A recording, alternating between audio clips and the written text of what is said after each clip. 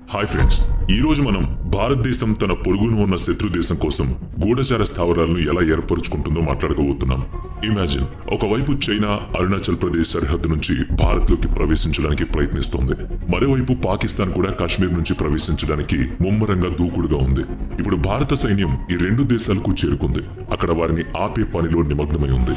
దీంతో పాటు భారత వైమానిక దళం కూడా వైమానిక దాడులు చేస్తోంది. అయితే ఈ యుద్ధాన్ని సెకండ్లలో ముగించగల శక్తి కూడా భారతదేశానికి ఉంది. అది కూడా తన రహస్య స్థావరాల్లో ఒకదాని సహాయంతో. అవును, ఇదంతా భారతీయ నావికాదళ యొక్క రహస్య అణు నౌకా స్థావరం నుంచి సాధ్యపడుతుంది. ఇక్కడ జలాంతర్గాములు ఉంచబడ్డాయి. ఉపగ్రహం ద్వారా వాటిని గుర్తించడం కష్టం మాత్రమే కాదు, అసాధ్యం కూడా. ఎప్పుడు ఏ దిక్కు నుంచి శత్రువులను చుట్టుముట్టి దాడి చేస్తారో కూడా వాళ్ళకి తెలియదు. పైగా ఇవి చిన్న జలాంతర్గాములు కావు, అణు జలాంతర్గాములు. ఇవి మాత్రమే శత్రువుల ఆటను ముగించగలవు. కాబట్టి భారతదేశానికి చెందిన ఈ రహస్య అణు నౌకా స్థావరం ఎక్కడుంది, దాని ప్రాముఖ్యత ఏంటి, భారతదేశపు శత్రువులు దీన్ని చూసి ఎందుకు వణుకుతున్నారు? చైనా మరియు పాకిస్తాన్ రెండు ప్రతిరోజు భారతదేశంలోకి ప్రవేశించడానికి ప్రయత్నాలు చేస్తూనే ఉంటాయి. వారు ఎల్లప్పుడూ నిఘా ఉంచుతారు. కొన్నిసార్లు చైనా భారతదేశాన్ని ఆనుకుని ఉన్న సరిహద్దుల్లో మౌలిక సదుపాయాలను నిర్మిస్తోంది. కొన్నిసార్లు పాకిస్తాన్లోని గ్వాదర్ పోర్ట్లో రహస్య స్థావరాన్ని నిర్మిస్తోంది. వీటన్నిటిలో పాకిస్తాన్ చైనాకు బాగా మద్దతిస్తుంది. దీంతో పాటు చైనా ఏదో రకమైన చొరబాట్లను చేస్తూనే ఉంటుంది. అరేబియా సముద్రం మరియు బంగాళాఖాతం ప్రతిరోజు దక్షిణ చైనా సముద్రాన్ని చుట్టుకోవడంలో దాదాపు విజయం సాధించి ఆ తర్వాత దాని కళ్ళు భారతదేశానికి ఆనుకుని ఉన్న సముద్రం మీద పడింది. ఎందుకంటే ఇక్కడ చైనాకు చాలా ముఖ్యమైన విషయం ఉంది. దాన్ని నిరోధించినట్లయితే చైనా సగానికి పైగా నాశనం అవుతుంది. దాని పేరు మలక్కా జలసంధి. ఇక్కడి నుంచి చైనా యొక్క వాణిజ్యంలో 80% పైగా సరఫరా చేయబడుతుంది. దాని అత్యంత ముఖ్యమైన కమోడిటీ ఆయిల్ కూడా అక్కడి నుంచే వస్తుంది. కాబట్టి ఇప్పుడు భారతదేశం తన సముద్ర మరియు భారతీయ భద్రతను దృష్టిలో ఉంచుకుని అనేక ప్రణాళికలు వేస్తోంది. నావికాదళం ఇందులో సహాయం చేస్తోంది. భారత ప్రభుత్వం మరియు భారత నావికాదళం కలిసి ఇలాంటి మౌలిక సదుపాయాలు మరియు నౌకాదళ ఆయుధాలను ఇప్పటి వరకు నిర్మించాయి. దీని కారణంగా శత్రువులు వణుకుతున్నారు. భవిష్యత్తు కోసం కూడా పూర్తి ప్రణాళిక చేస్తున్నారు. నేటి కాలంలో జలాంతర్గాములు నావికాదళ యుద్ధానికి వెన్నెముకగా ఉన్నాయి. అది తీరరేఖ యొక్క రక్షణ లేదా సముద్రంలో బలాన్ని ప్రదర్శించడం లేదా రెండవ దాడి సామర్థ్యాన్ని కలిగి ఉండడం. అందువల్ల ఉపరితల నౌకలు, టార్పెడో గార్డులు లేదా సరఫరా మార్గాలను లక్ష్యంగా చేసుకున్న శత్రువు నీటి ఉపరితలంలో నిఘా సేకరణ లేదా శత్రు భూభాగంలో కార్యకలాపాలు నిర్వహించడం వంటివి దీంట్లోకి వస్తాయి. విమాన వాహకాలు, తీరాలు, డిస్ట్రాయర్లు లేదా ఇతర ఉపరితల నౌకలతో పోలిస్తే ఈ రోజు జలాంతర్గాములు నావికా యుద్ధంలో అత్యంత ప్రభావవంతమైనవి. శత్రు ప్రాంతాల్లో కార్గో రవాణా లేదా అణుదాడిలో రెండవ సమ్మె సామర్థ్యం లేదా శత్రు వనరులను నాశనం చేయడం, ఈ పనులన్నిటినీ క్షణికావేశంలో చేయగలవు. అది కూడా చాలా తెలివిగా చేస్తాయి. నేడు పాకిస్తాన్ 8 జలాంతర్గాములను నిర్వహిస్తోంది. చైనా సహకారంతో మరో 8 జలాంతర్గాములను ఆర్డర్ చేసింది. అయితే చైనా 68 జలాంతర్గాములను ఉపయోగించుకుంటోంది. వాటిలో 8 అణ్వస్త్ర సామర్థ్యం కలిగి ఉన్నాయి. ఈ రెండిటితో పోల్చితే భారత్ దగ్గర 18 జలాంతర్గాములను మాత్రమే నడుపుతోంది. ఈ 18 జలాంతర్గాముల్లో మన దగ్గర 2 జలాంతర్గాములు ఉన్నాయి. వీటిని స్వదేశీయంగా నిర్మించారు. ఇవి బాలిస్టిక్ క్షిపణి అణుశక్తితో నడిచే జలాంతర్గాములు. 1971లో జరిగిన ఇండో-పాక్ యుద్ధ సమయంలో అమెరికా అధ్యక్షుడు రిచర్డ్ నిక్సన్ అణు వార్ హెడ్ యుఎస్ఎస్ ఎంటర్ప్రైజెస్ నేతృత్వంలోని టాస్క్ ఫోర్స్ 74 అనే క్యారియర్ యుద్ధ నౌకను బంగాళాఖాతంలోని అంతర్జాతీయ సరిహద్దులకు పంపినప్పుడు ప్రారంభమైంది. ఇందులో టాస్క్ ఫోర్స్ 74 అంతర్జాతీయ సరిహద్దుల్లోనే ఉండిపోయింది. అక్కడ చట్టబద్ధంగా ఉండడానికి హక్కు లేదు. పాకిస్తాన్ను తన మిత్రదేశంగా భావించి ఈ యుద్ధంలో భారత్తో పాక్ ఓడిపోతుందని భావించి అమెరికా ఇదంతా చేసింది. ఈ కారణంగా ఈ యుద్ధంలో దాంతో సంబంధం లేనప్పటికీ ఇది కేవలం భారతదేశానికి తన సత్తాను చూపించాలనుకుంది. బంగ్లాదేశ్ ప్రజలపై పాకిస్తాన్ చేసిన దురాఘాతాలపై మౌనంగా ఉంది. అయితే దీనిపై స్పందించిన సోవియట్ యూనియన్ భారత్కు మద్దతుగా అమెరికా టాస్క్ ఫోర్స్ ను ఛేదించేందుకు లాడివాక్ అనే అణుక్షిపణితో కూడా జలాంతర్గామిని పంపింది. ఈ మొత్తం సంఘటన అప్పటి ప్రధాని ఇందిరాగాంధీకి అణ్వాయుధాలు మరియు బాలిస్టిక్ క్షిపణి జలాంతర్గాముల ప్రాముఖ్యతను తెలిసేలా చేసింది. కానీ 1974లో స్మైలింగ్ బుద్ధ అణు పరీక్షలను నిర్వహించారు. ఆ తర్వాత నౌకాదళ ప్రధాన కార్యాలయంలోని director of marine engineer DME Bharatadesam యొక్క స్వంత వినూత్న అణుచోదక వ్యవస్థను ప్రారంభించే ప్రాజెక్టును ఏర్పాటు చేశారు. ఇది 1990లో భారత నావికాదళం యొక్క అడ్వాన్స్డ్ టెక్నాలజీ వెసెల్ ప్రాజెక్టును ప్రారంభించింది. ఇక్కడ భారతదేశం యొక్క అణుజలాంతర్గామి రూపకల్పన మరియు నిర్మించబడింది. 1998లో అప్పటి రక్షణ మంత్రి జార్జ్ ఫెర్నాండెజ్ ఈ ప్రాజెక్టుకు ధృవీకరణ ఇచ్చారు. ఈ ప్రాజెక్టు యొక్క ప్రారంభ ఉద్దేశం అణుశక్తితో నడిచే ఫాస్ట్ అటాక్ సబ్మరైన్ రూపొందించడం. అయితే 1998లో ఫోకర్ టెస్ట్ రేంజ్ వద్ద భారతదేశం నిర్వహించిన అణు పరీక్షలు భారతదేశం యొక్క మొదటి ఉపయోగం లేని విధానం కారణంగా ఈ ప్రాజెక్ట్ బాలిస్టిక్ జలాంతర్గామి రూపకల్పనకు పునర్రూపకల్పన చేసింది. ఈ ఆవిష్కరణలు మరియు మౌలిక సదుపాయాల కారణంగా భారతదేశం కూడా ప్రపంచంలో పూర్తిగా పనిచేసే అణుత్రయం దేశంగా మారింది. అణుత్రయం భూమి, గాలి మరియు నీటి నుంచి అణుదాడి చేసే సామర్థ్యాన్ని కలిగి ఉన్న దేశం. ఇందులో భూమిపై ప్రయోగించిన అణు పరీక్షలు, పొదిగిన మైనర్లతో కూడిన వైమానిక దళాలు ఉన్నాయి. ఇది సాధారణంగా భూమి ఆధారిత ఖండాంతర బాలిస్టిక్ క్షిపణులు, వ్యూహాత్మక బాంబర్లు మరియు జలాంతర్గామి ద్వారా ప్రయోగించిన బాలిస్టిక్ క్షిపణులను ఉపయోగిస్తుంది. ఈ అణుత్రయం యొక్క ప్రాముఖ్యత ఏంటి అంటే, శత్రువు ఎప్పుడైనా మొదట దాడి చేస్తే భారతదేశం రెండవ దాడి సామర్థ్యాన్ని కూడా కలిగి ఉంటుంది. సరళంగా చెప్పాలంటే పూర్తిగా నాశనం కాకుండా మిమ్మల్ని మీరు రక్షించుకోవడం, అలాగే ఆ సమయంలో ఇతర దేశానికి ప్రతిస్పందించడం, దాని దాడి తర్వాత మాత్రమే దాడి చేయడం.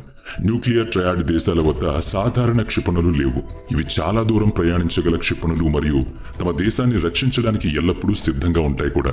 ఈ అణుత్రయం కూడా అత్యంత రహస్య సహకారానికి ఒక ఉదాహరణ. దేశంలోని ఉమ్మడి దళాలు, అణుశక్తి, అంతరిక్షం మరియు రక్షణ రంగం నిపుణుల కారణంగా ఇవన్నీ సాధ్యమయ్యాయి. భారత వైమానిక దళం వద్ద న్యూక్లియర్ బాంబర్లను ప్రయోగించే వ్యూహాత్మక అణు బాంబర్ విమానాలు లేవు. అయితే వాళ్ళు ఖచ్చితంగా బాంబర్ ఎయిర్ క్రాఫ్ట్ పాత్రను పోషించగల విమానాలను కలిగి ఉన్నారు. వీటి పరిధి 150 నుంచి 600 కిలోమీటర్లు. అదేవిధంగా భారతదేశం కూడా అగ్ని శ్రేణి బాలిస్టిక్ క్షిపణులను కలిగి ఉంది. దీని పరిధి 700 నుంచి 5500 కిలోమీటర్ల వరకు ఉంటుంది. వీటిలో తక్కువ పరిధి నుంచి ఇంటర్మీడియట్ రేంజ్ వరకు అన్ని బాలిస్టిక్ క్షిపణులు కూడా ఉన్నాయి.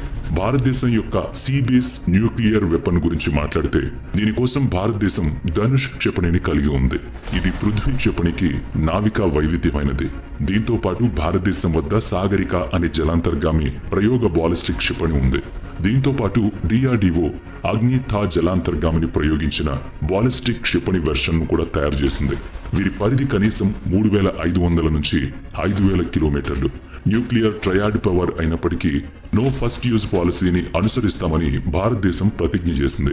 అయితే దీంతో పాటు భారతదేశంపై మొదట దాడి చేస్తే భారతదేశం ఖచ్చితంగా దానికి వెంటనే సమాధానం చెప్తుందని కూడా జవాబిచ్చింది. అందువల్ల భారతదేశం తన స్వంత ఆవిష్కరణను చేసింది. దీన్ని submersible ship ballistic missile nuclear అంటే SSBM అని పిలుస్తారు. పొరుగు దేశాల అణుజలాంతర్గాములు పరిసర ప్రాంతాల్లో గస్తీ తిరుగుతున్నందున హిందూ మహాసముద్రంలో తన జాతీయ భద్రతా ప్రయోజనాలను కాపాడుకోవడానికి నౌకాదళ ఆధిపత్యం చాలా ముఖ్యమైందని భారతదేశం ఇప్పటికే గుర్తించింది. అందువల్ల భారతదేశం 1980లోనే అడ్వాన్స్డ్ టెక్నాలజీ వెపన్స్ ను ప్రారంభించింది. అంటే ATV ప్రాజెక్టును ప్రారంభించింది. అది అణుశక్తితో నడిచే జలాంతర్గాముల రూపకల్పన మరియు తయారీలో భారతదేశానికి చోటు కల్పించింది. వాటిని తయారు చేయడంలో కొంత సమస్య ఏర్పడింది. 1980 చివరిలో భారతదేశంతో సోవియట్ యూనియన్ కు ఉన్న సత్సంబంధాల కారణంగా భారతదేశం దాని స్వంత అణుజలాంతర్గామిని లీజుకు తీసుకుంది. దీని పేరు చార్లీ 1 క్లాస్ SSN INS చక్ర. ఇది 1987 నుంచి 1991 వరకు భారత నౌకాదళం. దీని ప్రయోజనం ఏంటంటే, ఈ జలాంతర్గామి సహాయంతో భారత నౌకాదళం న్యూక్లియర్ ప్రొపల్షన్ టెక్నాలజీ మరియు దాని నిర్వహణ పద్ధతులను అధ్యయనం చేయగలిగింది. ఈ అనుభవం భారతదేశాన్ని చాలా అభివృద్ధి చేసింది. దీని కారణంగా భారతదేశం తన స్వంత SSN మరియు SSBN ప్రోగ్రాంలను ప్రారంభించుకుంది. ఇది భారతదేశం యొక్క మొట్టమొదటి స్వీయ నిర్మిత న్యూక్లియర్ బాలిస్టిక్ క్షిపణి జలాంతర్గాములు. ఈ విధంగా ఇవి నిర్మించబడ్డాయి. ఇది ATV క్రింద అభివృద్ధి చేయబడింది, రూపొందించబడింది. అదే ఈ రోజు మన INS అరిహంత్. భారతదేశం మరొక అణుజలాంతర్గామి INS అఘట్ ను ప్రారంభించింది. దాని వివరాలు బహిరంగంగా ఇవ్వబడలేదు. దీంతో పాటు H3 మరియు S4 అనే కోడ్ పేర్లతో కూడిన అనేక అణుజలాంతర్గాములను భారతదేశం నిర్మించబోతోంది. 14 అక్టోబర్ 2022న జలాంతర్గామి ప్రయోగించిన బాలిస్టిక్ క్షిపణులను ISIR నుంచి పరీక్షించారు. అది కూడా విజయవంతమైంది. ఆ తర్వాత భారతదేశం ప్రపంచ వ్యాప్తంగా చర్చనీయాంశమైంది. అందులో భాగంగానే భారతదేశాన్ని కూడా ఇప్పుడు శక్తివంతమైన దేశంగా చూస్తున్నారు. అయితే ఒకరి పురోగతిని మరొకరు చూడలేకపోతున్నారని అన్నారు. అదేవిధంగా భారతదేశం యొక్క పొరుగు దేశాలు దీన్ని జీర్ణించుకోలేకపోతున్నాయి. వాళ్ళు కూడా ఉపగ్రహం ద్వారా ఈ జలాంతర్గాములపై ఒక కన్నేసి ఉంచాలని అనుకున్నారు. కొన్నిసార్లు భారతదేశం యొక్క అణు జలాంతర్గాముల సామర్థ్యాన్ని కనుగొనగల వారి గూఢచార సంస్థలు కూడా మన దేశంలో పనిచేస్తున్నాయి. ఈ వడపోతలను దృష్టిలో ఉంచుకుని భారతదేశం ఈ అణు జలాంతర్గాములను ఉంచడానికి శత్రువు కూడా కనుగొనలేని భూగర్భ రహస్య స్థావరాల్ని ఏర్పరిచింది. ఈ 2 పొరుగు దేశాలను దృష్టిలో ఉంచుకుని భారత్ 2 రహస్య నౌకా స్థావరాలను నిర్మించింది. ఒకటి భారతదేశంలోని పశ్చిమ కార్వార్లో ఉంది. ఇది ముంబైకి దక్షిణంగా 500 కిలోమీటర్ల దూరంలో ఉంది. మరొకటి బెంగాల్ యొక్క తూర్పు రీజియన్ పేలోని విశాఖపట్నంలో ఉంది. కార్వార్ స్థావరం చాలా కాలం క్రితం నిర్మించబడింది. అయితే చైనా బంగాళాఖాతంలో తన శక్తిని పెంచుకోవడానికి ప్రయత్నిస్తుంది. 2020లో దాని ఉపగ్రహ చిత్రాలు విడుదలయ్యాయి. అక్కడ వాళ్ళు స్వంత అణు జలాంతర్గాములకు భూగర్భ స్థావరం నిర్మించబడింది. కానీ పోటీగా భారతదేశం కూడా ఆంధ్రప్రదేశ్లోని రాంబిలి గ్రామం పక్కనే ఉన్న సముద్రంలో భూమి కింద ఒక అద్భుతం చేయబోతోంది. దాని పేరు INS. ఇది భారతదేశం యొక్క రహస్య జలాంతర్గామి స్థావరం. దీన్ని నిర్మించడానికి 3.75 బిలియన్స్ ఖర్చయింది. ఈ మెగా ప్రాజెక్ట్ 20 చదరపు కిలోమీటర్ల విస్తీర్ణంలో విస్తరించి ఉంది. దీనిలో ఒక పర్వత సొరంగాల నెట్వర్క్ నిర్మించబడి ఉంది. తద్వారా జలాంతర్గాములు ఆపరేషన్ రహస్యంగా నిర్వహించబడుతుంది. భారతదేశ తూర్పు తీరంలో ఉన్న ఈ అధునాతన నౌకా స్థావరం బంగాళాఖాతంలో ఒక ముఖ్యమైన బిందువుగా ఉపయోగపడుతుంది. 10 అణు జలాంతర్గాములు ఇక్కడ ఉంచబడతాయి. ఈ స్థావరం 2025 నుంచి 2026 వరకు పనిచేస్తుంది. పర్వతాల్లో అనేక సొరంగాలు మరియు పెద్ద ఘాట్లు నిర్మించి అధునాతన టెక్నాలజీతో ఈ స్థావరం సిద్ధం చేయబడుతోంది. భారతదేశం యొక్క ఈ స్థావరం బాబా అటామిక్ రీసెర్చ్ సెంటర్ కు చాలా దగ్గరగా ఉంది. అంటే భారతదేశం యొక్క అణ్వాయుధ కార్యక్రమంతో సంబంధించబడిన BARC. ఈ స్థలం అణు స్థావరాన్ని తయారు చేయడానికి చాలా జాగ్రత్తగా ఎంపిక చేయబడింది. రాంబిల్లి దాని అద్భుతమైన భూగర్భ గదులను ప్రసిద్ధి చెందింది. ఇది సొరంగాల ద్వారా ఉపరితలంపై కాకుండా జలాంతర్గాములు ప్రవేశించడానికి మరియు నిష్క్రమించడానికి వీలు కల్పిస్తుంది. దీని అతిపెద్ద ప్రయోజనం ఏంటంటే శత్రు దేశానికి చెందిన ఉపగ్రహాలు జలాంతర్గాముల గురించి సమాచారాన్ని సేకరించలేవు. కాబట్టి ఈ ప్రదేశం జలాంతర్గాములు దాచడానికి భారతదేశానికి సరైన ప్రదేశం. ఐస్ వాష్ అనే వ్యూహాత్మకంగా రూపొందించబడిన స్థావరం ఇది. దీనిలో భారతదేశం యొక్క అణుశక్తితో నడిచే జలాంతర్గాములు, బాలిస్టిక్ క్షిపణులు, SSBNలు మరియు దాని SSBNలు 2 రకాల జలాంతర్గాములను ఉంచొచ్చు. దీనితో పాటు బేస్ అధునాతన డాకింగ్ సౌకర్యాలు, రిపేర్ యార్డ్ మరియు యుద్ధ సామాగ్రితో సహా బహుళస్థాయి సౌకర్యాల్ని కలిగి ఉంది. ఇప్పుడు భారత తీరంలోనే కాకుండా విశాలమైన ఇండో పసిఫిక్ ప్రాంతంలో కూడా చైనాను భారత్ సులభంగా వేటాడగలదు. మొత్తానికి ఇది భారతదేశం యొక్క రహస్య అణు ప్రణాళిక. దీని కారణంగా భారతదేశం నెమ్మదిగా అగ్రరాజ్యంగా బలమైన దేశంగా మారబోతుంది. లైక్ చేయండి, షేర్ చేయండి. ఇప్పటి వరకు మన ఛానల్ ని సబ్స్క్రైబ్ చేయనట్లయితే ఇప్పుడే సబ్స్క్రైబ్ చేసుకుని పక్కనే ఉన్న బెల్ ఐకాన్ పై క్లిక్ చేయండి. నెక్స్ట్ వీడియోలో మళ్ళీ కలుద్దాం. Thanks for watching.